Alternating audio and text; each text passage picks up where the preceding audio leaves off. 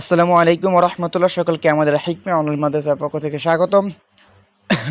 তো আমরা আপনাদের জন্য নিয়ে এসেছি একটি আরবি ব্যাখ্যা দিয়ে, আরবি প্রথম পত্রের জন্য একটি আরবি ব্যাখ্যা দিয়ে আপনি সকল ব্যাখ্যা আপনি লিখতে পারবেন। জি, একটি মাত্র ব্যাখ্যা দিয়ে আপনি যত আরবি ব্যাখ্যা রয়েছে আরবি প্রথম পত্রের আপনি সকল ব্যাখ্যা আপনি লিখতে পারবেন। তো আসুন আমরা শুরু করি কীভাবে আমরা একটি মাত্র ব্যাখ্যা দিয়ে সকল ব্যাখ্যা আমরা সহজে লিখতে পারবো। তো দেখেন, প্রথমে আমরা ব্যাখ্যার ক্ষেত্রে যে জিনিসগুলো লিখি আমরা, সেটা হচ্ছে আমরা প্রথমে লিখি যে আলমা আখুজু।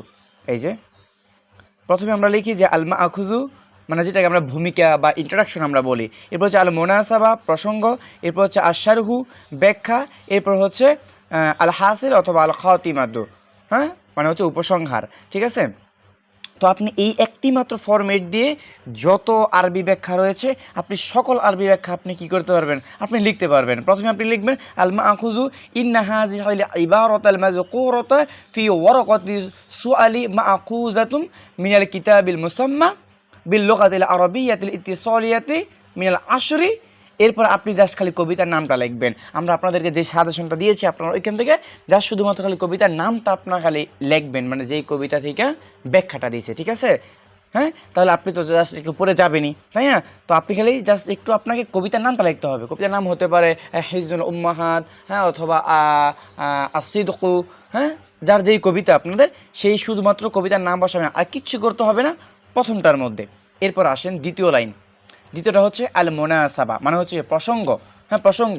তাহলে এখানে আমরা কি লিখবো যে বাইয়িন, এই যে ইউবাইয়িনা ফি হাযিহিল ইবারাতা, অথবা আপনি এখানে দিতে পারেন যে যাকারা শাইরু ফি হাযাল বাইতি, যাকারা শাইরু ফি হাযাল বাইতি, এটুকু লিখতে পারেন। অথবা আপনি লিখতে পারেন যে ইউবাইয়িন, এই যে ইউবাইয়িন ফি বা বাইয়িন ফি হাযিহিল ইবারাতিল মাযকুরাতি আন আহিম্মাতি, হ্যাঁ, আন আহমিয়াতি।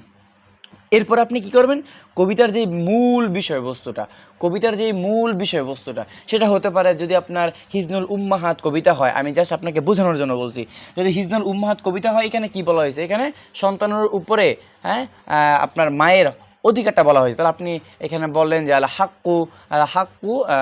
হাক্কু লিল ওয়ালাদি আল উম্মি, হ্যাঁ, যে সন্তানের উপরে কি ইয়ার আপনার হক, হাক্কুল উম্মি আলাল ওয়ালাদ, হাক্কুল উম্মি আলাল ওয়ালাদ, সন্তানের উপরে মাতার যেই দায়িত্ব হক রয়েছে। ঠিক আছে, এইটা আপনি লিখতে পারেন। জাস্ট আপনি যেই কবিতাটা আপনি পড়বেন ওই কবিতার যে মূল বিষয়বস্তুটা সেটা শুধুমাত্র আপনি এখানে বসিয়ে দিবেন। এরপর দেখেন আশারহু, ব্যাখ্যাটা। এই যে আশারহু মা'রুফুন ওয়াদিহুন যাহিরুন, হ্যাঁ, লাদাইনা ওয়া উলিমা মিন হাযিহিল ইবারাতিল মাযকুরাতি আন্না।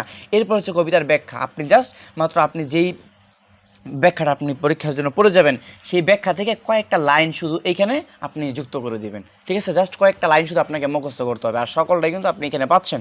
কয়েকটা লাইন শুধুমাত্র আপনি এখানে কী করবেন, আপনি মুখস্থ করবেন। ঠিক আছে, তাহলে কবিতার যে ব্যাখ্যা, কবিতার ব্যাখ্যা বলতে কি, কবিতা সম্পর্কে আপনি কয়েকটা লাইন এখানে লিখে দিবেন। ঠিক আছে, এরপর আসেন সর্বশেষ আপনি যেটা করবেন, পরীক্ষা কেউ না দিয়ে আসবেন, অবশ্যই আপনি এটা দিবেন। এই যে ফরম্যাটটা দিয়েছি এটা অবশ্যই আপনি দিবেন, যে কয়েকটা লাইন পারেন আপনি শুধু যুক্ত করে দেবেন আল হাসিল, অথবা লিখতে পারেন যে আল খাতিমাতু। এই যে আল খাতিমাতু, এই যে আল খাতিমাতু, এটা আপনি লিখতে পারেন আল হাসির এর জায়গায়। ওকে, এবার আসেন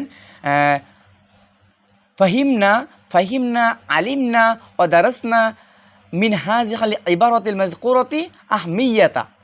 এইটুকু লেখার পরে আপনি কি করবেন, কবিতার মূল বিষয়বস্তু, ওই যে আপনি উপরে যে বিষয়বস্তুটা দিয়েছিলেন, তা দেখেন তো আপনি এখানে আপনি একবার মাত্র শিখলে, এখানে শুধুমাত্র আপনি যদি একবার একটা জিনিস লেখেন এটা আপনি আবার কাজে লাগতেছে এখানে। হ্যাঁ, লেখার পরে ভালো লাগবেন যে ফা আলাইনা আর না আখুজা, এটুকু লেখার পরে আবার কবিতার মূল বিষয়বস্তু, তারপরে ফি হায়াতিনা। তাহলে আপনার কাজ হচ্ছে কি, কবিতা জাস্ট খালি আপনার কবিতার নামটা শেখা, কবিতার নামটা আপনি শুধু পড়ে যাবেন, আর কবিতার যে মূল বিষয়বস্তুটা আছে দুই তিন শব্দের এটা শিখে যাবেন। আর জাস্ট শুধুমাত্র ব্যাখ্যার মধ্যে যা সারহু এখানে লেখার জন্য কয়েকটা লাইন আপনি তিন চারটা লাইন শুধু পড়বেন। তাহলে দেখেন তিন চারটা লাইন শুধুমাত্র আপনাকে পড়তে হচ্ছে। তাহলে এই একটা ব্যাখ্যা দিয়ে আপনারা সকল ব্যাখ্যা আপনারা লিখতে পারবেন। তো সকলে আমাদের চ্যানেলটি সাবস্ক্রাইব করে দেবেন। আমার চ্যানেলের নাম হচ্ছে আল হিকমা অনলাইন মাদ্রাসা। এই যে আল হিকমা অনলাইন মাদ্রাসা, আপনি ফেসবুক বা ইউটিউবে সার্চ করলে আপনি পেয়ে যাবেন আল হিকমা অনলাইন মাদ্রাসা। ঠিক আছে। তো আজকে এই পর্যন্তই। নতুন কোনো বিষয় নিয়ে আমরা আবারও আসব এবং সকল বিষয়ের সাজেশন আপনারা আমাদের চ্যানেলের মধ্যে পেয়ে যাবেন। আপনার দাখিল 2026 সকল সাজেশন আপনারা আমাদের এই চ্যানেলের মধ্যে পেয়ে যাবেন। যেই কোনো বিষয়ে আপনি সাজেশন পেয়ে যাবেন। আসসালামু আলাইকুম ওয়া রাহমাতুল্লাহি ওয়া বারাকাতুহু।